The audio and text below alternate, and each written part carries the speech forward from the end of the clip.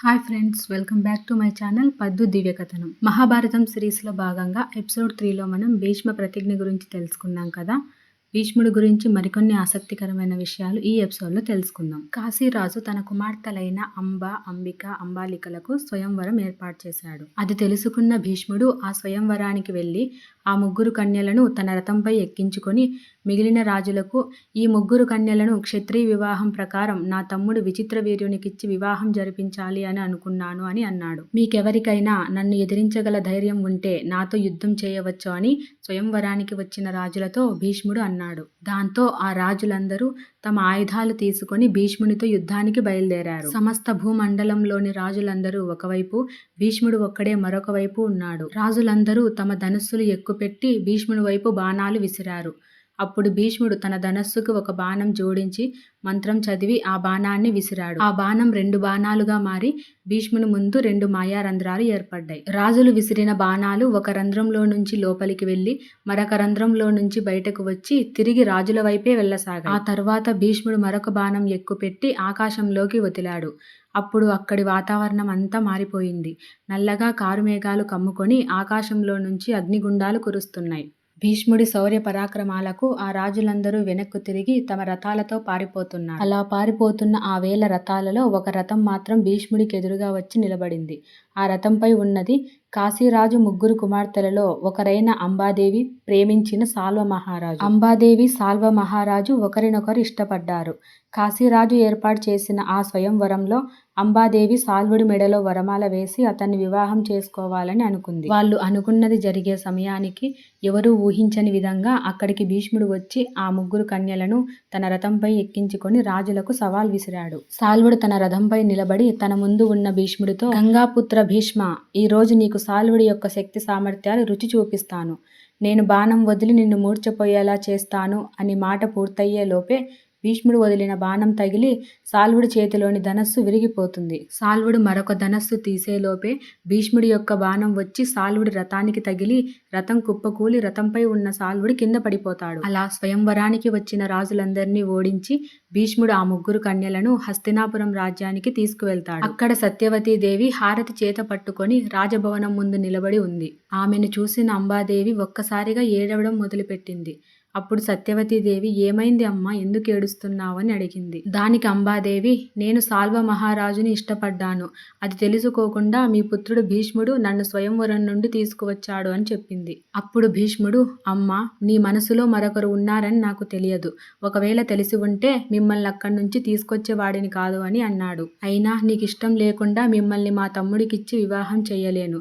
మీరు మీకు ఇష్టమైన వ్యక్తినే వివాహం చేసుకోండి అని అంబాదేవికి తోడుగా కొందరు బ్రాహ్మణులను పెట్టి ఆమెను సాల్వ మహారాజు దగ్గరకు పంపించాడు. అప్పుడు సత్యవతీదేవి అంబిక, అంబాలికలను మీకు ఈ వివాహం ఇష్టమేనా అని అడుగగా వారు ఇష్టమే అని ఒప్పుకున్నారు. అప్పుడు భీష్ముడు విచిత్ర వీర్యునికి అంబిక, అంబాలికలను ఇచ్చి వివాహం చేశాడు.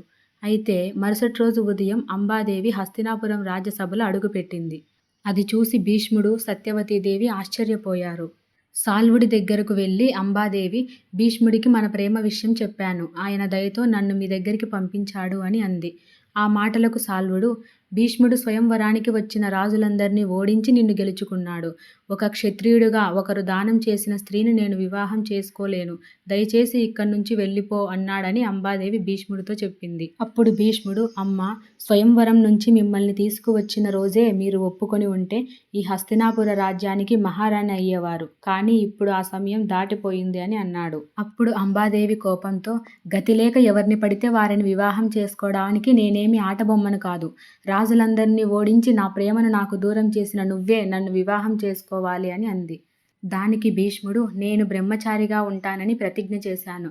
కాబట్టి నేను మిమ్మల్ని వివాహం చేసుకోలేను అని అన్నాడు. దానికి అంబాదేవి, ఆ విషయం నాకు తెలుసు.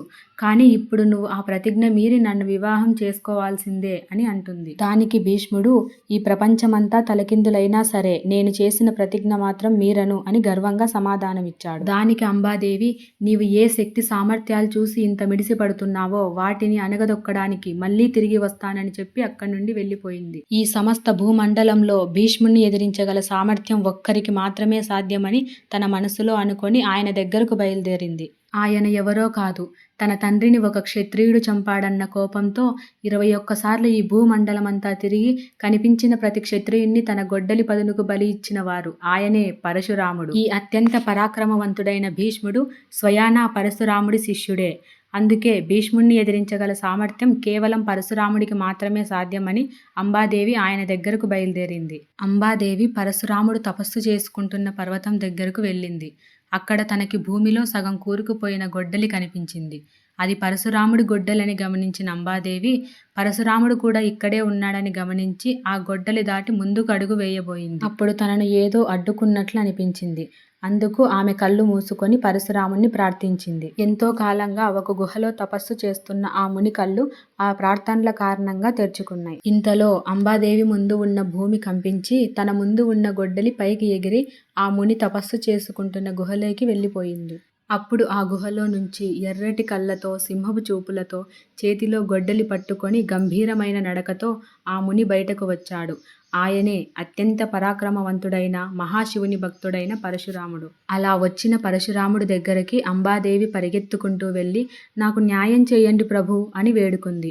తన ముందు కన్నీరు పెట్టుకుంటున్న యువతిని చూసి ఎవరమ్మా నీవు, నీ బాధకు కారణమేమిటి అని అడిగాడు. అప్పుడు అంబాదేవి నన్ను ఒక వ్యక్తి స్వయంవరంలో నుంచి తీసుకువెళ్ళి ఇప్పుడు నన్ను వివాహం చేసుకోవడానికి నిరాకరిస్తున్నారు అని అంది. అప్పుడు పరశురాముడు ఈ దుష్కార్యానికి పాల్పడిన ఆ దుష్టుడు ఎవరు అని అడిగాడు.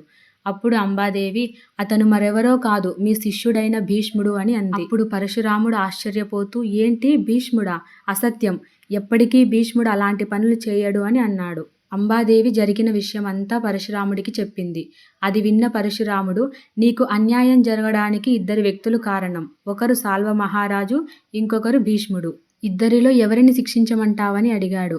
అప్పుడు అంబాదేవి సాల్వుడిని శిక్షించినా అతడు నన్ను వివాహం చేసుకోడు కాబట్టి భీష్ముడినే శిక్షించండి అని అడిగింది. అప్పుడు పరశురాముడు సరే అన్నాడు. భీష్ముడు నా మాట కాదనడు, నాతో యుద్ధం చేసి గెలవనూ లేడు అని చెప్పి అంబాదేవిని తీసుకొని హస్తినాపురానికి బయలుదేరాడు. హస్తినాపురిలో సరస్వతీ నదీ తీరాన విడిది ఏర్పాటు చేసుకొని భీష్ముడికి కబురు పంపాడు. చాలా కాలం తర్వాత తన గురువు గారి నుండి కబురు రావడంతో చాలా సంతోషంగా పరశురాముడి దగ్గరకు వెళ్ళాడు భీష్ముడు. నదీ దగ్గర ఒక బండరాయి పైన కూర్చొని తపస్సులో ఉన్న తన గురువుని చూసి నదిలో నుండి నీళ్లు తీసుకొని వచ్చి వినయంగా తన గురువు గారి కాళ్ళు కడిగాడు. వెంటనే పరశురాముడు కళ్ళు తెరచి భీష్ముణ్ణి కౌగిలించుకున్నాడు. గురుదేవా, నన్ను పిలిపించడానికి గల కారణం ఏమిటి అని అడగగా పరశురాముడు వెనుక నుండి అంబాదేవి ముందుకు వచ్చింది. అప్పుడు భీష్ముడికి విషయం మొత్తం అర్థమైంది. అప్పుడు పరశురాముడు భీష్మ, నీవు ఈమెను స్వయంవరం నుండి బలవంతంగా తీసుకురావడం నిజమేనా అని అడిగాడు. నిజమే గురుదేవా, కానీ నాకు ఆమె మనసులో వేరొకరు ఉన్నారనే విషయం తెలియదు. ఒకవేళ తెలిసి ఉంటే ఆమెను అక్కడే వదిలేసి వచ్చేవాడిని అని అన్నాడు. నీ కారణంగానే ఆమెను ప్రేమించిన సాల్వుడు ఆమెను వదిలేశాడు కాబట్టి నువ్వు ఆమెను వివాహం చేసుకోవాలని అన్నాడు. అప్పుడు భీష్ముడు గురుదేవా, నేను బ్రహ్మచారి వ్రతాన్ని పాటిస్తానని ప్రతిజ్ఞ చేశాను అని అన్నాడు. ఆ విషయం నాకు తెలుసు, కానీ ఇప్పుడు ఆ ప్రతిజ్ఞ మీరి నీవు ఈమెను వివాహం చేసుకోవాలని పరశురాముడు అన్నాడు. అప్పుడు భీష్ముడు ప్రాణం పోయినా నేను నా ప్రతిజ్ఞ మీరి నడుచుకోను అని అన్నాడు. అప్పుడు పరశురాముడు కోపంతో నీ గురువు గారికే ఎదురు చెప్పేంత వీరుడివయ్యావా?